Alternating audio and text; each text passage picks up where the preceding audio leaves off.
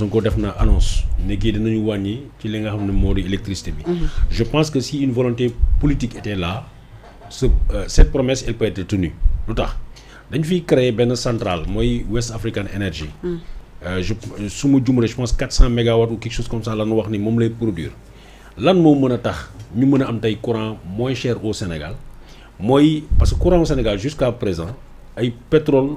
comment on appelle pétrole la ñuy fonctionner turbine yi. TAG la ñuy wax turbine à gaz. Voilà turbine yi centrales yi li leen di fonctionner loo pétrole la à la base. Or bii ñu créé tey mooy West African Energy gaz lay produire gaz lay fonctionner loo or ñun Sénégal tey ñu ngi produire gaz mais l'absurde et le ridicule est que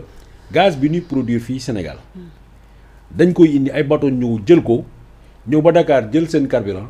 jëlaat génn dem Sénégal dem yóbbu ko ay Indonésie ak yeneen dëkk yi alors que ñun am nañu centrale bu ñu tabax ba pare mu ngi taxaw di xaar gaz boobu la soxla pour mun a fonctionner ba tey mënuñu ko autoriser mu jël gaz boobu or gaz boobu bu ñu ko jëloon ñu def ko ci centrale bu bees bi nga xam ne mooy West African Energy bi ñu créé fële daf ñuy permettre tout de suite day yëkkati problème mu subvention bi nga xam ne FMI mu ngi koy wax. Parce que dinañu mën a am le coût de l'électricité am moins mais mën nañu ko diviser sax par 2 donc du coup dafay régler problème bi ba dafay créer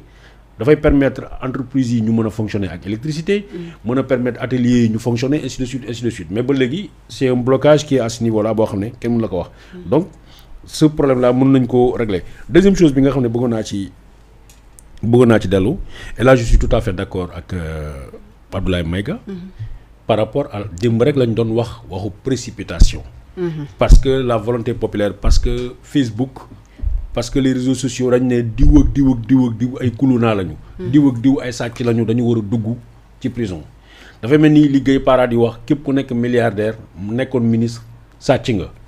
alors képp koo xam ne am nga kër bu rafet dama doon waxtaan ak sama benn xarit benn jour mu ne ma la France boobu Paris la woon mu ne la France n'aime pas les riches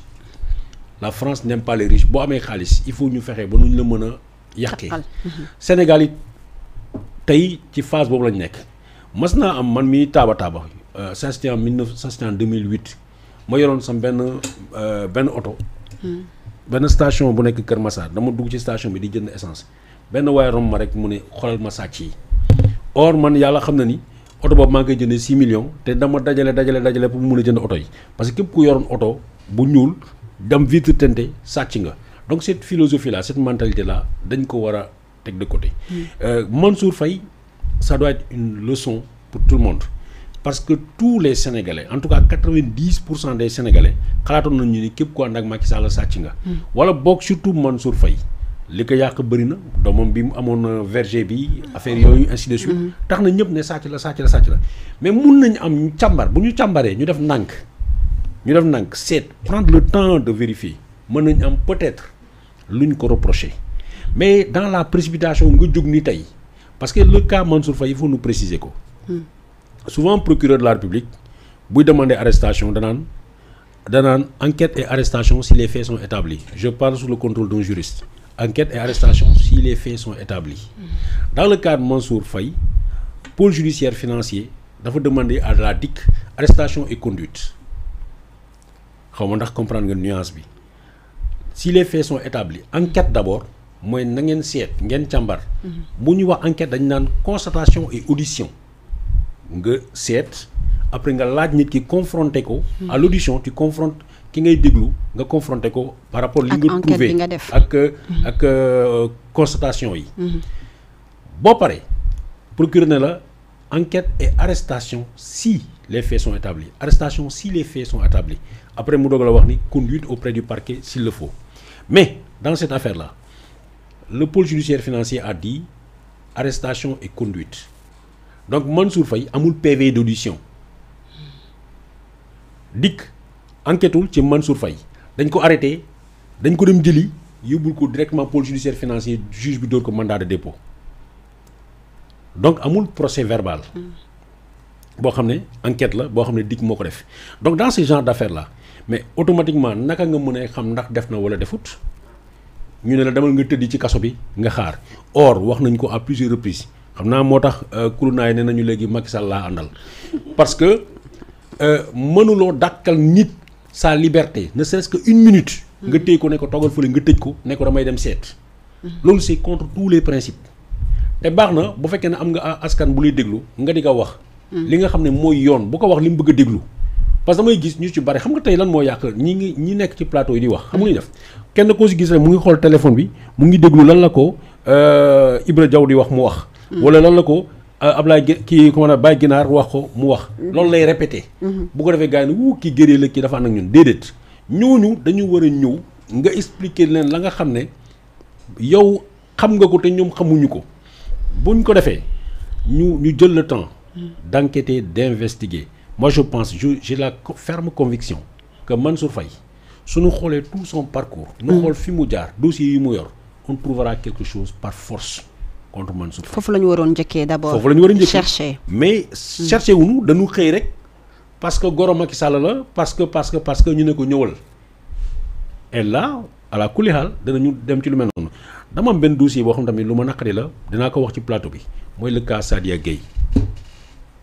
xam nga ñu ngi wax ci affaire force fonds Covid lañ nekk nii. donc c'est dans le cadre de force fonds Covid la ñu ne Mansour Faye blanchi bon pas blanchi mais en tout cas non-lieu pour ñeneen ñi. ay HM ainsi de suite ñi nga xam ne noonu lañ ne woon ñooy ay complices am bàyyi nañ leen non-lieu Mansour Faye demande à ce que ñu moom it ñu prononcer ko non-lieu. y a pas de problème danañ ko prononcer un non-lieu mais nga xool ku mel ni Sadia Gueye jàpp nañ ko jigéen la boo xam ne. ñun bi ñu nekkee xale bu ndaw lañu daan dégg Sadia Gueye kenn musu koo digg ci dara ci toj ci réew mi mu nekk nit koo xam ne pratiquement ñu la mën a ne teg nañu bët Sadia bëriw na ñu xëy ñu tuumaal ko alors que depuis jamono Abdou Diouf mu ngi fii yor école am di former ay génération de stylistes et consorts ñu xëy ñu ne fonds Covid Sadia Gueye arrêté pour 50 millions yi parce que nee nañu justifié wul ñu arrêté ko ci loolu pour que ñu mën ko bàyyi mu cautionné 50 millions or képp koo xam ne def nga ne petit peu xamuma Sadia Gueye mosuma ko gis mosuma wax ak moom boo defee recherche bu ndaw nga xool ci internet bi les masques de Sadia Gueye distribués à Touba di nga retrouver sur internet jamono jooju bu leen fàtte ni masque bu fekkee ne dafa ñàkk fayda 100 francs lañ koy jaay tey xamu fukki dërëm la France avait eu des problèmes avec les États-Unis ay puissance mondiale naroon nañu xeex ndax à cause de affaire de masque américains yi fekk nañu ci benn piste aéroport bu Chine ay masques yu bari yoo xam ne dañ ko doon destiné yóbbu ko France ñu nangu récupérer avion bi par force ñu jël masques yooyu yóbbu ko seen dëkk mu indi problème parce que les masques ça valait de l'or jamono jooju ñu jël 50 millions jox ko association des stylistes bi nga xam ne Sadia Gueye moom moo nekkoon présidente commission boobu 50 millions lañ ko jox ñoom lu ñu def mooy defar nañu en tout cas boo xoolee ci internet di nga gis plus de 100 000 masques 100 000 masques yoo xam ne ñoom Sadia Gueye defar nañ ko jox ko gouvernement bu Sénégal ñu distribuer ko 100 000 masques yoo xam ne xam nga yenn masques yi sax da nga koy jeter benn yoon la. mais ñoom masque tissu lañ defar boo xam ne boo paree da nga koy fóot.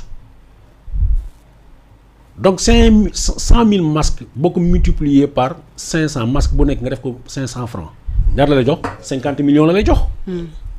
joxe nañ ko gouvernement Sénégal réceptionné nañ ko mais kooku jàpp nañ ko dugal ko ci kaso bi ba mu yëkkatiwaat yeneen 50 millions pour que ñu mën ko bàyyi mu dem liberté ça s'est passé ici. gis nga boo bëggee nit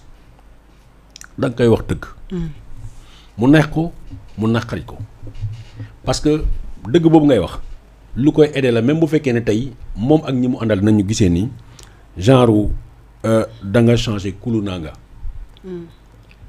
c'est de la même manière lu sénégalais mënul comprendre lu justiciable mënul comprendre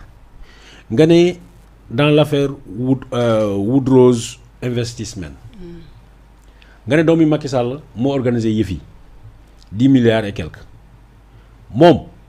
mu ngi tamambaalu ki nga tuddee ne mooy le cerveau mais da ngay dem jàpp Ndeye Seynabou Ndiaye nga dugal ko ci kaso bi. da ngay dem jàpp les supposés complices. da ngay dem jàppi Abdou Karim Mbacké nga dugal ko ci kaso bi pendant ce temps que il a toute la liberté loolu dans la tête du peuple, parce que on dit les décisions de justice sont rendues au nom du peuple. Alors ça, le petit peuple a du mal à comprendre et à accepter ça. Donc